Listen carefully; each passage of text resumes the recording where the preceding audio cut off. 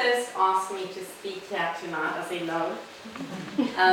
By no means do I consider myself to be, by any stretch of the imagination, an inspiring lady. And definitely not after the previous speakers. I now feel even more inadequate. But nevertheless, Pam persevered, and here I am tonight to give you just a bit of an insight into the process of hair donation and wig making and what actually inspired me to get involved. So I suppose the seeds were planted in my mind many years ago when my best friend's brother at the age of 15 was diagnosed with bone cancer. And he underwent surgery to amputate his leg above the knee, and he had numerous rounds of chemotherapy. Now naturally, all of his hair fell out from the chemotherapy, and it was at that point in time that he began refusing to leave the house. Now, his father bought in this cool racing driver cap, but it still didn't conceal the fact that underneath he was completely bald. Young adolescent, affected his image quite substantially. And it was not until the moment that he was actually given a wig that it allowed him enough confidence to leave the house without feeling too self-conscious. Even though it did kind of make him look like Homer Simpson with a toupee. But anyway, unfortunately, he never won his battle with cancer. And at the age of 19, I attended the worst funeral anyone should ever have to attend. That of a young child, a son, a brother, a grandchild, a friend. And this experience affected me quite profoundly. And I always knew at the back of my mind that I wanted to do something to honor his memory. So now, fast forward about some 20 years or so until I'm a wife and a mother, and I have a desire to instill core values and philosophies into my children's minds. And I'm wanting them to feel empathy towards others, gratitude for what they have, and an overall sense of embedded, genuine kindness to others. To not only expect and take, but to give back. Give more than they are comfortable with. To think of ways to help others. And because no matter what our own individual circumstances are, we're all able to contribute in some way. So about the same time that I was wondering how I could teach my children these values, a friend of mine was diagnosed with breast cancer. She had surgery, she underwent radiation therapy, and started the first of several cycles of chemotherapy. I felt that I needed to show solidarity with her and in some way make a meaningful contribution.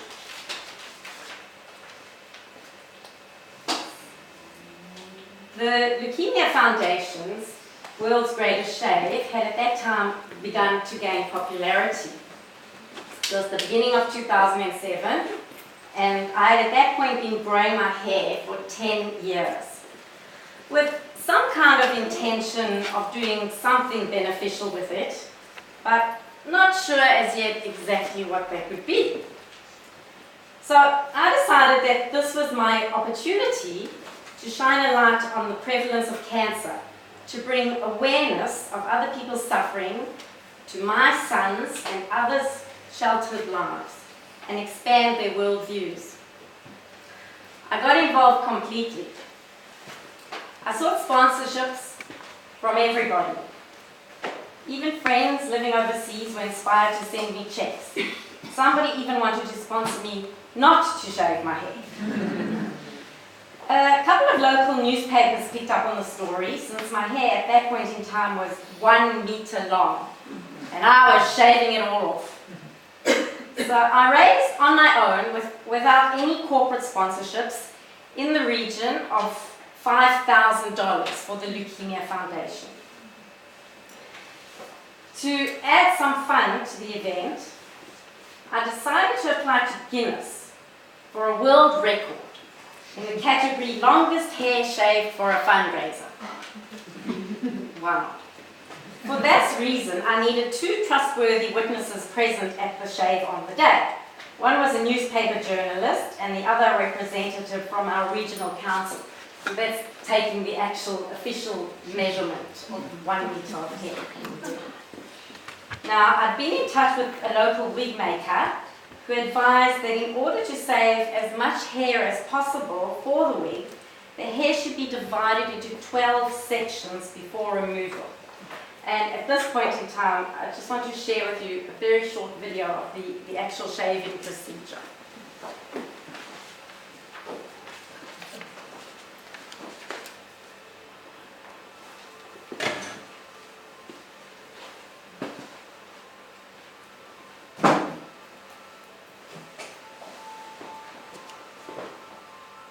So the hairdresser's divided the hair up into 12 sections, and then she cuts off each section.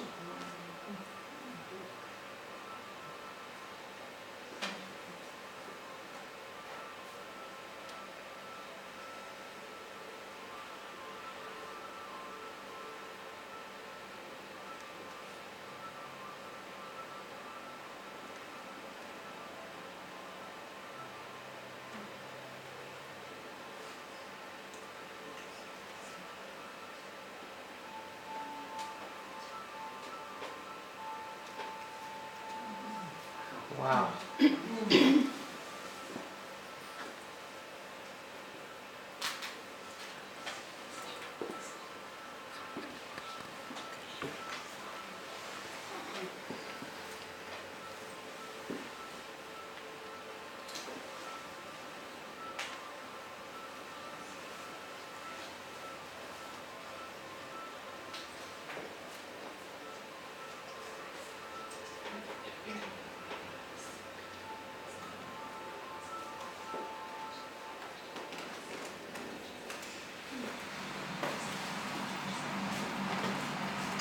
I had prepared myself for having hair that was 2 millimeters long. I had purchased several hats beforehand to wear in the months succeeding the shave. But absolutely no amount of physical, concrete organization can adequately prepare one for losing all of one's hair. There was a single defining moment when the hairdresser was shaving my hair. I looked up into the mirror to watch the hair disappearing, and I saw reflected in the mirror, sitting behind me, a friend who had come to lend her support, and she was crying.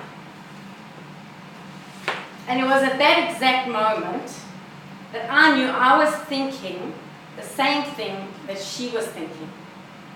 And we were both feeling the identical emotions. I was transported to a darker time, a vicious, sickening, inexplicable time. A time when women were ferried in cattle trucks and on cargo trains to concentration camps, stripped naked and stripped of their hair, stripped of their dignity, removed of their self-esteem, and shed of their self-confidence. Now I understood. I did not understand what it felt like to have cancer, but I think I did understand what it was like to lose one's sense of dignity. I felt raw, unprotected, naked, and exposed. For so long, my hair had defined who I was. I felt skinned of my identity. For 3 months afterwards, I never left home without a hat. I started to wear makeup all of the time. So much of my sense of self-confidence resided in my hair. This really emphasized to me the importance of wigs. When a woman loses her hair, whether it be due to chemotherapy or other medications, illness, burns, or alopecia, she loses a sense of herself. Such a simple thing like a wig, especially one made from real human hair, can restore that sense of self-worth.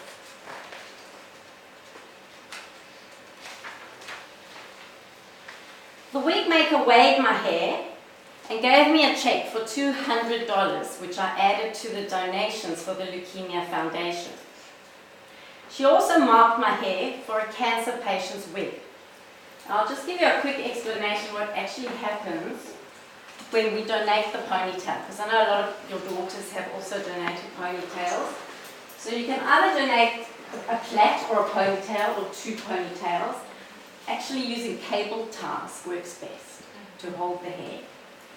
And then the ponytail is cut and sent to organizations like Wigs for Kids or Canteen or to the Cancer Society. They also do it.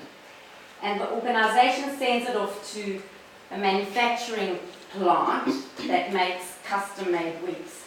And the factory washes the hair, the actual human hair, in a chemical bath, and it's then brushed, and all the ponytails are tied together that are of similar colors and lengths. And the shorter pieces are taken away, and a mold is actually made of the patient, the person, so that it's custom fitted to their own head. And the hair is inserted one hair at a time, sewn into the hairpiece, and then it's given to the patient. And all these organizations do it at no cost to the patient. So it's all the volunteers and the donations and everything, so that they don't have to have any additional financial burden. So in 2018, it is estimated that in Australia, the mortality rate from cancer was 159 deaths per 100,000 persons. 197 for males and 128 for females. And this year, 2019, it is estimated that 804 children aged under 15 years will be newly diagnosed with cancer in Australia. 365 of them girls. You could probably correct me if those stats are out. Now, one of my sons was also inspired to shave his hair and raise funds for the Leukemia Foundation. So children learn from watching others, us. Hair's a natural resource. It grows. With very little effort on my side, I was able to grow it again for the next 8 years and do another long hair wig donation. So I think that in another year or two, it will be long enough to do again. Many quotes come to mind, but none so aptly convey the sense of what I'm trying to achieve quite like the following.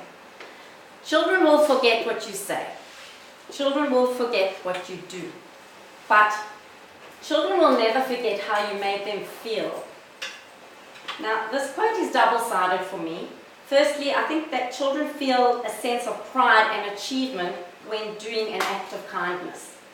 And secondly, to be the recipient of a wig, especially for a child, like my best friend's brother was, makes them feel empowered. It is that feeling that they don't forget. If I can achieve helping someone to feel capable, self-confident and assured, then I think that in some way, maybe I have in some way contributed to making life a little better for them.